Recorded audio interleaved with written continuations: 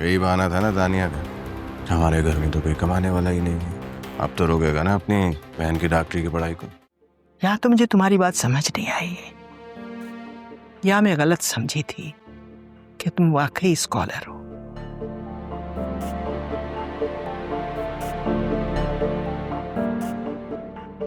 चाय के लिए शुक्रिया।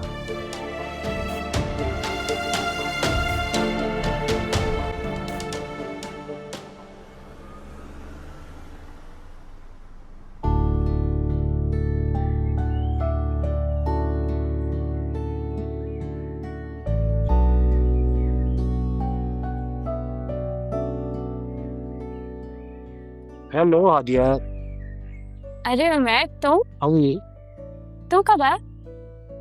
बस अभी। तुम्हें तो कॉलेज नहीं आना चाहिए था। तुम्हारी तबीयत कैसी है?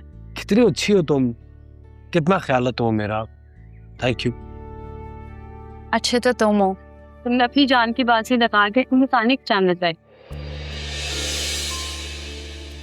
पता है, एक्चुअली मैं तो बड़ा शर्मिंदा हूँ अपनी इस हरकत पे। शर्मिंदा? वो क्यों? देखो, जब तक कोई मदद ना मांगे उसकी मदद नहीं करनी चाहिए।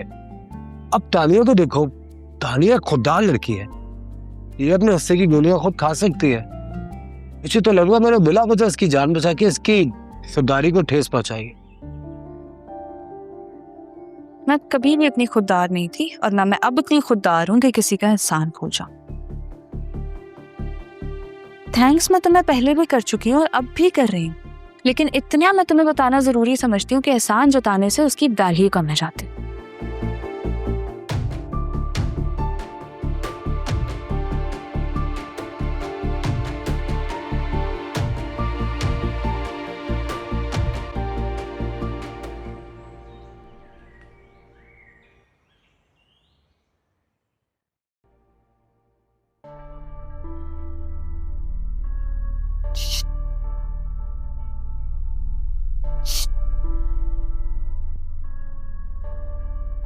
जुनेद बेटा, जी तायम्मी।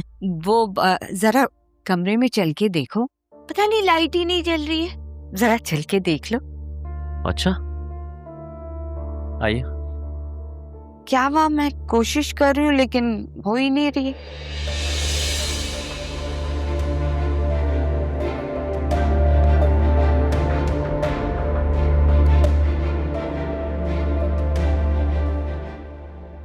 जी तायम्मी बोले, कौन सी लाइट चेंज करनी? अरे कोई नहीं करना, इधर मैंने बात करनी है तुमसे।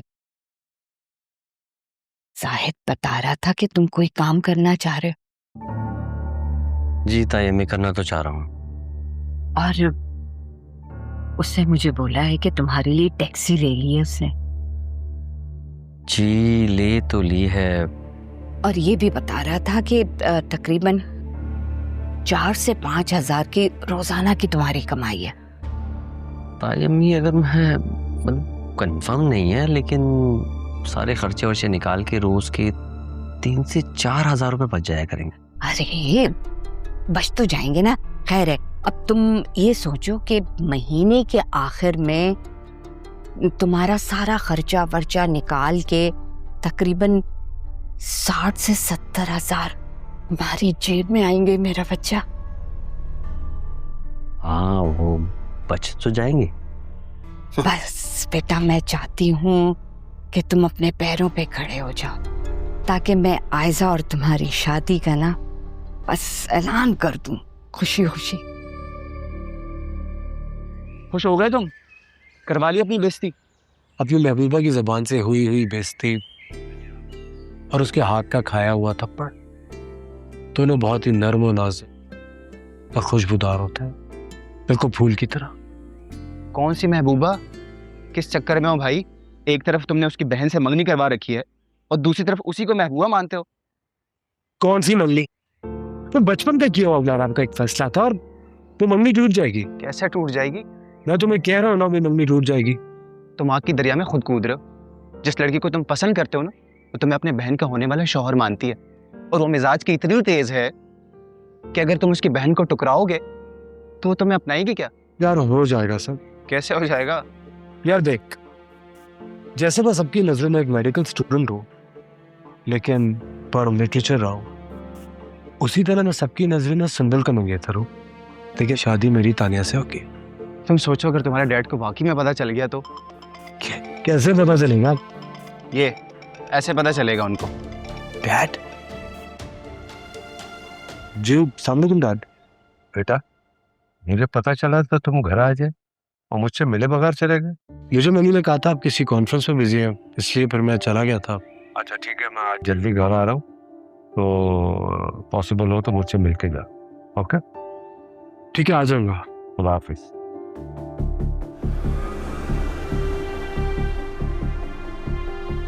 वैसे सोचो अगर तुम्हारे डैड को वाकई पता चल गया कि तुम हर पानी में 2-2 कश्तियों में सवार हो तो? पता तेरी लत बहुत अच्छी है कि मेरे दोनों हाथ जख्मी हैं, वरना एक तो मैं तुझे घुमाई देता। चल आजा। तुम्हें पता है जाहिद को लोग सेठ क्यों कहते हैं? क्यों? इसलिए कि कमाई करता है, उसकी जेब में पैसे टिकते हैं, लोगों पे बहुत रोब है उसका।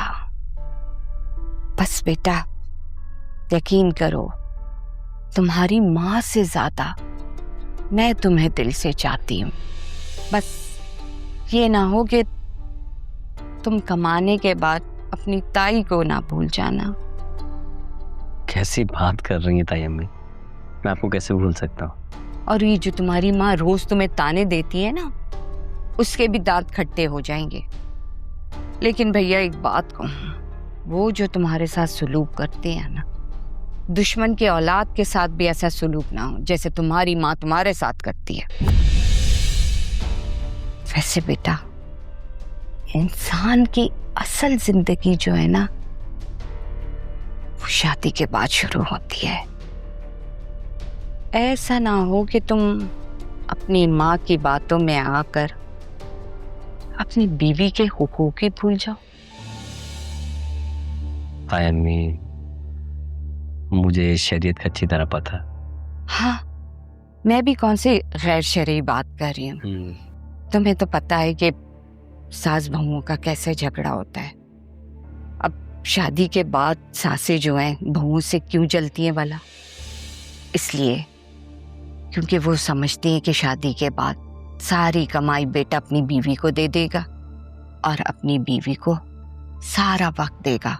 इसीलिए बहुएं सासों को बुरी लगने लग जाती हैं और मर्दों की अलग सर खपाई होती है, ज़हनी टेंशन हो जाती है, मरीज बन जाते हैं वो बेचारे। और तुम्हें तो पता है ना कि तुम्हारी माँ वैसे ही तुम्हें प्यार नहीं करती है बेटा। शादी के बाद तो तुम दोनों का जीना हराम कर देगी भाई वो। आप बिल्कुल ठीक कह रही ताई जान।